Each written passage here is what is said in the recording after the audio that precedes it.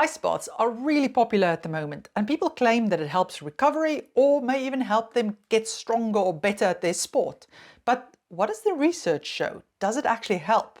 So in this video, we're going to look at different types of exercise and the research around that. We're going to look at endurance, sprint exercise, as well as strength training to see if it helps recovery and can give you better exercise gains. We're going to look at, if you are going to take an ice bath, what's the ideal temperature? How long do you want to stay in there, and how deep do you actually have to go into it?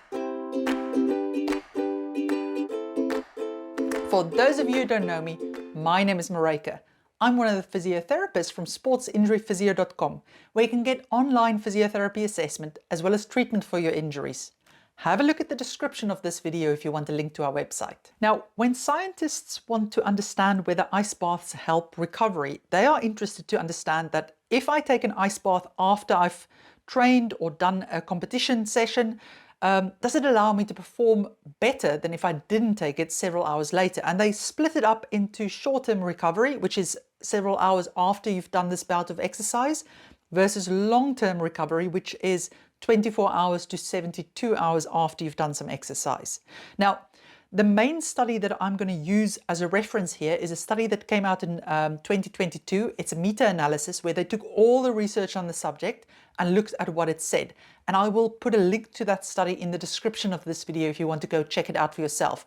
Also, the other research I mention later, they will all be in the description of this video as well. Looking at endurance exercise and short-term endurance recovery, what was found that, yeah, an ice bath may actually help you recover your endurance performance more quickly, but only if you use an ice bath of shorter than 30 minutes and the next bout of endurance exercise you're doing is within an hour of taking that ice bath. Then longer term endurance recovery, ice baths didn't seem to have much impact on that at all. When the researchers looked at the studies that looked at short-term recovery for sprint performance, they found that people actually performed worse for the first 2 hours after taking an ice bath when it came to sprinting. And then if we look at longer-term recovery after sprint training, it did seem to have a little bit of benefit for both recovering your jumping ability and your strength production ability more quickly. Then lastly, for strength exercise like resistance training, in the short term, it looked like ice baths possibly led to better strength recovery for up to 40 minutes after the initial session. It possibly also improved the fatigue resistance for up to 6 hours after that session. But then when we look at long-term recovery, so 24 to 72 hours, it didn't have that much impact on strength recovery, and it may even have had a negative impact on it. To summarize, ice baths can be quite useful for short-term recovery. So if you're doing an event where you've got to perform at your best again several hours after doing a bout of exercise, then it's useful to have an ice bath. Just keep in mind, if you're going to do sprint performance, then that may be a problem if you're having to sprint within 2 hours after having the ice bath, because it can inhibit sprint performance for that period of time. But there's not much benefit for recovery in the long term, 24 hours or 72 hours afterwards. And when you look at what it can do with exercise or strength gains, you may see that actually it may not be a good idea to use it too often. When we look at exercise gains, there are 3 review studies that looked at, can you improve how much you gain from a training session if you do an ice bath after you've done your training? Now, these 3 studies all agree that when you do a bout of endurance exercise, you don't get better endurance gains afterwards if you take an ice bath. Same thing for sprinting. You don't really gain anything from taking an ice bath with regards to sprint performance afterwards. These 3 studies also agree that if you take regular ice baths after strength training sessions, you can actually decrease your performance gains. So you can actually decrease how much strength you gain from your training session if you take those ice baths every time after the session. So in summary, when it comes to exercise gains, you're not going to gain more from your training session if you use it after endurance training or sprint training, and you may actually gain less from your training session if you use it routinely after your strength training sessions.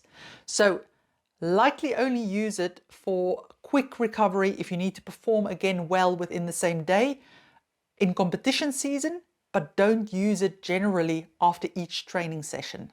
Okay, so if you do want to use an ice bath for your recovery, how cold should it be and how long should you be in there for? Well, in the research studies, they use temperatures between 5 and 15 degrees Celsius, so that is about 41 to 59 degrees Fahrenheit, and they use periods of 10 minutes to 20 minutes, so quite a variation. Now, the 2022 review study found they could get marginally better results if the ice bath was a bit colder and the person stayed in it for a shorter stint. So a cold, short ice bath is better than a slightly higher temperature and a long period of time. How deep should you submerge yourself? Well, again, the studies varied quite a lot, from just waist deep to up to the necks. There was a very interesting study in 2017 where they looked at what happens in the body if I submerge just one leg versus both legs.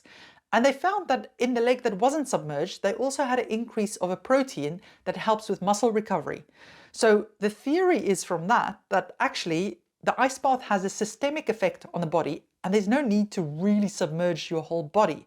So you may be absolutely fine to just go waist deep into it. But at the moment, we don't have any clear answers from the research. Now, it's useful to remember that ice baths isn't the only show in town when it comes to recovery. Things like massage can be really useful for DOMs. Good nutrition is really important. Compression garments may even help. Now, I've made videos about quite a few of these topics and I'll put links to those in the description of this video if you want to know more about that. Brilliant! Hope you found that useful. Now remember, if you need more help with an injury, you're welcome to consult one of the team via video call. The link is in the description of this video. Take care!